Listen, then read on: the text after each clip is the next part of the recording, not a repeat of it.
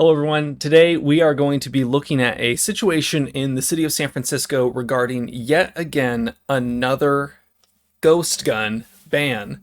Because the state of California already has pretty strict laws regarding the ability to make a firearm in your own home. And apparently, this is going to come as a shock to some of you, I think. Criminals don't follow the law, and people who wish to do bad things are not affected by laws that restrict individuals to do as they please. I know, that's probably going to be very shocking to some of you. But today we're going to be taking a look at an interview and a discussion that is talking about how the City of San Francisco City Council members unanimously passed a ghost gun ban that is going to potentially be voted on in September, only to then not even matter because of some other state laws that are going into effect. But let's go ahead and watch this video. But before we do, I do want to say thank you to everyone that's been supporting this channel. Specifically, we uploaded a podcast yesterday, and it was a lot of fun. Me and my buddy just talking about some stuff. It's a good way for me to kind of have conversations and talk about some things that might not necessarily be suitable for a dedicated video. But if you want to go check that out, it's about an hour long. Maybe just turn it on, do some chores around the house. I don't know. Do something to make your wife happy. I'm saying wife because 98% of you are men. So yeah, just do something around the house, I guess. But let's hop into the video today. Bill that aims to make San Francisco the first California city to ban the sale of ghost guns passed unanimously in a Board of Supervisors committee hearing today. So my favorite part about this is they say, oh, it's the first city to do this. They're so progressive. Oh, I'm so happy that, look, San Francisco, we're making way. The state of California already has a law that makes ghost guns illegal, and the readily convertible frames or the 80%ers or the non-firearm objects are already going to be banned and regulated as of, I think, July 1st of 2022. So maybe for a brief period of about 4 months, they might be able to get this law to go into effect in the city of San Francisco, only for then it to be statewide. So I'm really glad that they're focusing on issues as crucial as this instead of the hypodermic needles and shit in the streets. But apparently ghost guns are the real issue. Ghost guns are self-assembled firearms that don't have serial numbers, making their use in crimes difficult to prosecute. The guns are untraceable. ABC 7 News reporter STEFANI found out the seizure of these illegal weapons are reaching record highs now across the city. So yeah, I think it's fair to say that these types of firearms, as they've gotten more common, are being used in crimes more often or are being seized more often. Because here's the deal. A lot of times when these firearms, these personally manufactured firearms or these ghost guns are actually being seized, it's during actions that aren't crimes. And what I mean by that is the crime that they're committing is being in possession of the firearm or being in unlawful possession of the firearm. So it's like these people are minding their own business. Maybe they're going a few miles per hour over the speed limit. Maybe they got a tail light out. Cop interacts with them, and then hey, you committed a crime by speeding, or now we see that you have a gun, and now we're going to charge you. We're going to seize that firearm, and you got to think, why are these people choosing to go this route of acquiring these firearms in the city of San Francisco? Do you think it has anything to do with the fact that the regulations that the city of San Francisco put on gun stores that would want to operate within their business, within San Francisco, being so restrictive and so difficult that all the gun stores had to leave, close up shop, or not do business there? Couldn't be anything to do with that, right? So then their only choice is, hey, do I have to choose to do this firearm illegally because I don't have the means to get out there and go do this? Or, hey, maybe because of some law like medical marijuana possession back in the 90s, now I can't legally own a firearm. So the only way for me to actually be able to defend myself, and now I get caught with it instead of getting caught without it. Maybe it's things like that. That might be the reason why. Not just because they seized them. Having them seized a certain number of firearms does not mean that that number of violent, evil people were stopped. So I want to make that differentiation real quick, real clear. Seizing the firearms does not mean that X number of firearms were about to be used in a mass murder. And that's what they're really trying to do with this fear-mongering. She's in the newsroom breaking down the latest data and information for us. Stephanie?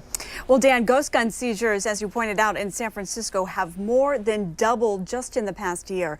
And part of what this legislation would do, if passed in September, is not only prohibit the sale of these illegal weapons, but help law enforcement crack down on the manufacturers. That's always the goal, isn't it? They want to destroy the industry, and this is them kind of saying that subtly.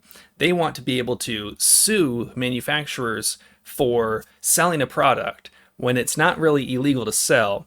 They want to go after them. And now, my greatest part about this, if this were to be passed in September, again, July 1st of 2022, the state of California is going to be banning the sale of all readily convertible 80% flats, jig, or firearm precursor parts. So does it even matter? Is this the kind of thing that the city of San Francisco should be focused on?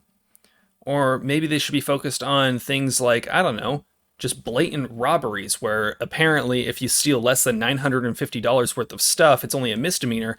But then because you have politically motivated DAs like Chesa Boudin, they're not going to charge anyone for blatant robberies as long as they're stealing under a certain amount of money, and then it doesn't even fucking matter.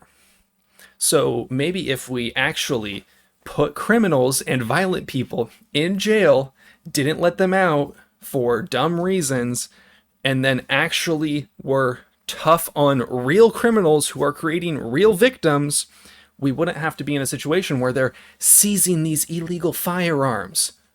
Maybe if we didn't create criminals when there is no victim, we wouldn't live in a situation where people are choosing to break the law because they can't legally acquire a firearm. I don't know. When you hear a 10-year-old is able to build a ghost gun, describing it as easy as building Legos, you know there's a problem. Just ask Steve Lindley, the former California DOJ firearms chief. This is the kit that you could buy, sent to your house online with no regulations. Fuck everyone that works for the DOJ. San Francisco Supervisor STEFANI calls it California's flawed loophole. So right now, California law allows these unserialized ghost gun kits to be sold anywhere in California. And all that one has to do is, after assembling the ghost gun, whether it's an AR-15 or whatever type of gun it is, they have to apply for a serial number to the Department of Justice 10 days after assembly. That's actually incorrect. The way that the process goes is that you have to apply for a serial number prior to any sort of manufacture or assembly of the firearm. You have to apply for a serial number, and then I illustrated in my 3D printed video where I 3D printed a Glock. In order to manufacture a handgun on your own in the state of California, you first have to make it into a single shot break top or bolt action with a barrel length of over 6 inches, an overall length of over 10 inches. Then if the firearm frame itself is made of polymer, you need to be able to include a 3.7 ounce piece of stainless steel, specifically 17-4 pH stainless steel, inside the frame, so that if that were to be removed, it would destroy the frame. Upon which that actual single block of that exact type of steel that you have to embed into the frame has to have the make, model, serial number embedded into it. You then have 10 days from the time that you actually manufacture it to submit your evidence to the Department of Justice. So let's just clarify there. Now, do you think that that kind of law is something that good people follow? Or do you think that that kind of law is something that criminals would follow? It's very easy to get around all of this bullshit. Even the stuff that they're proposing right now, even the stuff that's going to be going into effect in 2022, by simply buying a 3D printer. That easy. I mean, I'm not going to say easy because you have to be not smooth brain to do it. So ATF agents probably couldn't figure it out. DOJ agents couldn't figure it out. This lady probably couldn't figure it out. But, you know, people like you and me, if you're above koala brain tier, you might be able to figure it out. And you can imagine nobody is doing that. Commander Carl Fabry, who oversees SFPD's Crime Guns Investigation Center, explains most gun vendors don't inform purchasers of these requirements, resulting in no oversight. Hold up. Is it the gun store's fault for making laws that are so convoluted and so fucked up, so difficult to understand? Or is it the fault of the state for writing laws that are so dumb and so ridiculous, yeah, let's blame the gun store for not being the sole educator instead of blaming the state for writing laws that have no basis in reality. The entire reason that my channel exists and has been successful on this platform is because the state of California writes laws without any actual knowledge of firearms and then just throws shit at the wall to see what sticks. So do we think it's the gun store's fault for not educating everyone perfectly on every single law? Or do we think we should blame the state for writing laws in a way that creates criminals for no reason? Let me know what you think. No background check, no waiting period, no sales record, and no age restriction at the time of sale. And technically, if someone, a 10-year-old has their parents' credit card, they can go online and buy one of these guns very easily. It's almost like shitty parents raise shitty kids who do shitty things. Is owning a firearm inherently bad? No. I know a lot of kids, I know a lot of people that teach their kids that are 8, 10 years old how to shoot, how to handle guns safely. But we're acting like kids have never acquired firearms, like people have never been involved in gangs and acquired firearms illegally and unlawfully for unlawful purposes up until ghost guns exist. They're acting like these kids are actually just going out and doing this and gangbanging, and that's the reason why they're bad. No, shitty kids that have been raised by shitty parents to do shitty things and being involved in fucking gangs are now out doing it this way instead of this way. The problem still exists. The problem is still there. We gotta focus on the real things. This lady is wasting your taxpayer dollars and our fucking time collectively by creating more criminals without any actual real victim, instead of focusing on, again, poop maps. There's a poop map for San Francisco. I don't want to hear anything you have to say until you get rid of the need for the fucking poop map. You can look at a map where the poop in the streets is. There's a poop map. Supervisor STEFANI authored legislation that would prevent that in San Francisco, prohibiting any sale of ghost guns, which are self-made firearms that are virtually untraceable without serial numbers. You know, there's a big uptick in the use of ghost guns in homicides in San Francisco. And what can the police do when they get to a crime scene and there's an unserialized gun? It stops the investigation right then and there. Well, Johnson, I would totally love to continue this investigation, but it looks like there's no serial number on the gun. We have absolutely no way. If there was a serial number, I could teleport right to the killer's house and beat his ass right now. All a serial number does on a firearm is say, here's how the trace works. Generally, this is a very simplified, very high, like very just low-level simplified version of how traces work, how they actually track a firearm.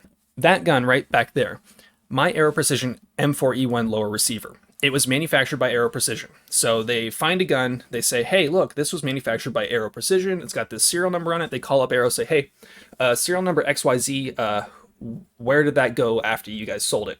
They say, oh, we sold it to this distributor. They call up that distributor, say, hey, Aero Precision XYZ, who'd you guys sell it to?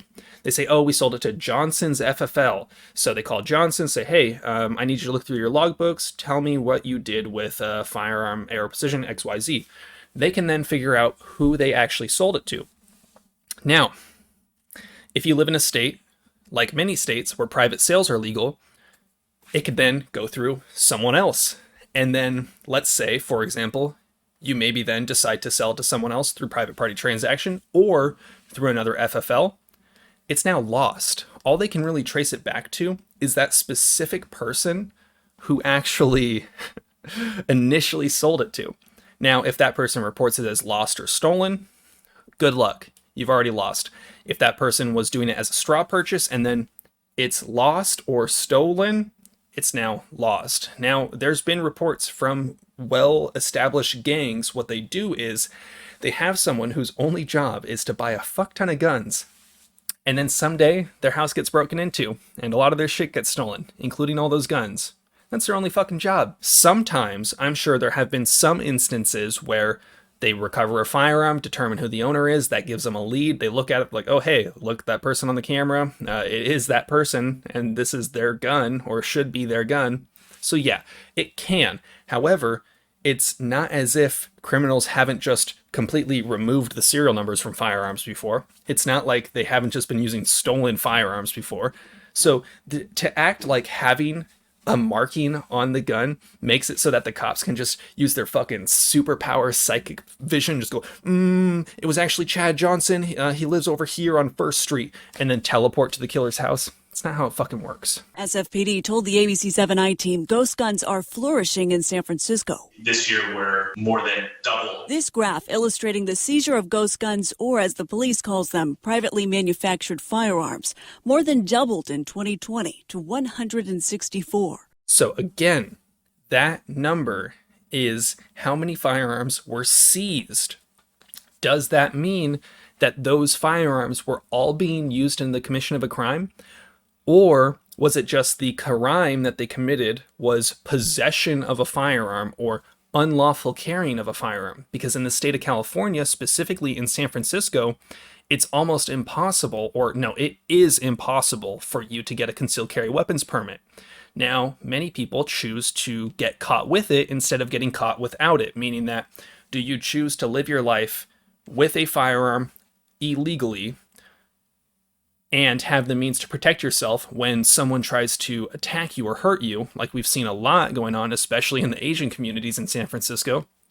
Or do you get caught with it and get arrested by a cop because they happen to stumble across your firearm? And the rate reported this year is already on track to surpass that. We have strict gun laws in place in California for a reason, so that we can prohibit people who shouldn't have firearms from having them.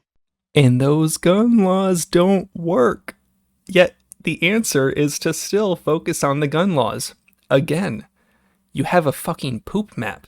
Maybe solve the problems that have led to a poop map being necessary before we start focusing on little shit like, oh, these spooky ghost guns. Okay, so I had to take a little bit of a break. My pre-workout was starting to hit, so I had to go work out. So change of outfit before I record this little outro. So we have things like this in the state of California, laws that have, at this point been proven to not work because, again, criminals don't follow the law, and all you're doing is creating more crimes for more people to be affected by. Because when you make more things illegal, you make the police have more ability, more likelihood, and more encounters for them to create criminals who are then, because they committed a crime with no victim, forced to either go to jail or have a criminal record that then makes them have to do things like make firearms illegally because they don't have the means to do so legally.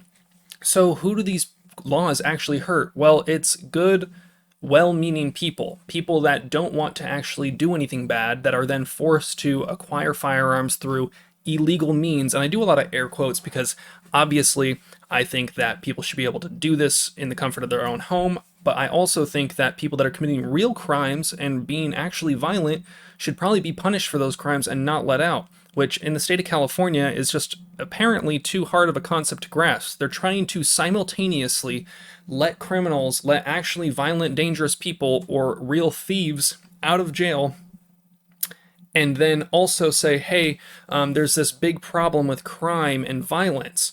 Well, maybe if we had all these people that have been proven time and time again to be terrible, violent, dangerous people who are willing to hurt and steal and rob from other people, maybe we should put them back in jail or not let them out in the first place. But then also saying, hey, we need to create more crimes by making more things that you would do with firearms that doesn't create a victim illegal. So they're trying to act like we're tough on crime. We're gonna really sock it to them. We're gonna get these bad guys. But then they're making good people who want to have the means to protect themselves break laws that they then arrest them for, but then let the actual violent people out of jail because of overcrowding. I don't know. It's pretty complex. There's a whole lot going on here, especially when you have to factor in things like politically motivated DAs like they have in San Francisco. Then you have the inability to actually legally conceal carry a firearm in San Francisco if you're a San Francisco resident, which is ridiculous, the fact that it's even a May issue permitting scheme. I don't agree with permitting schemes to begin with, but it's even more ridiculous to have county-based May issue schemes where me as a Sonoma County resident who has a CCW, I can go to San Francisco and lawfully conceal carry a firearm, and that's fine. But if someone that lives in San Francisco wanted to conceal carry a firearm, they wouldn't be able to do so legally because their sheriff and police departments won't issue.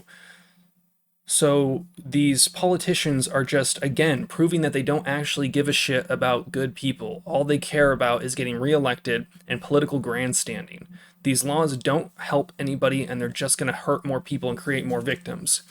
You guys know the drill. Have fun, be safe, stay dangerous, peace. Now, again, I do want to say thank you to everyone that supports this channel. Thank you to everyone that really gave good feedback on the podcast. The name is a work in progress, but if you want more content like that, again, it's not going to affect the amount and frequency of me putting out my normal content. It's just sometimes there are things that don't warrant a video, and I wanted to talk about those. And I think that it's a good way to kind of, me and my buddy, who is my cameraman for most of my shooting videos, to have a chance to sit down, talk, chat with you guys, have a good way to bring more content to the table. I'll work on getting it up on like Spotify or podcast apps, but that's going to be a work in progress for now. You guys know the drill, though. I really appreciate your support. I'm doing a lot in the Discord, which at the time of this video going up, I will have a link that will be good for the first 25 to 50 people to join the Discord. We're focusing a lot on our personal health, and that's been a big thing lately for me. And I hope that I can encourage more of you, and the progress that I've seen with some of the people in the Discord just focusing on their health and fitness. It's been great. I really do appreciate everyone. Thank you.